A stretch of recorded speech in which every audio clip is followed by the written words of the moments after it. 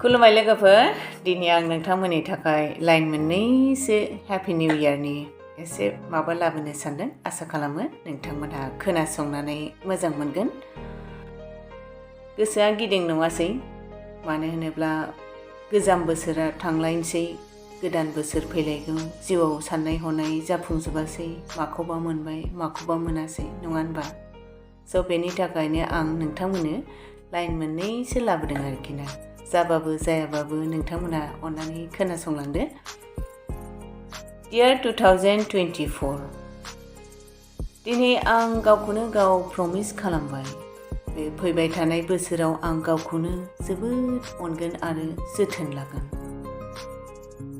जेब्लायबो गावनो थाखाय समाय होगोन गुबुननि थाखाय थांनानै थानायखौ आं दा गारबाय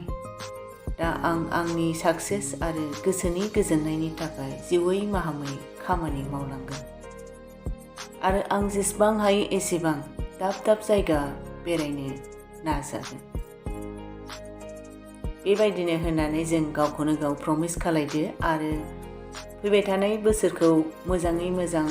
गोसो थुलुंगाजों जिउयै माहामै खामानि मावलांनो हानाय बायदि गावनि गोसो गोरबोआव जेब्लायबो पजिटिभ एनार्जिखौ सोनानै लानानै फै जोंहा गावखौनो ओरैबायदि स्ट्रं पार्सन खालायनानै लानि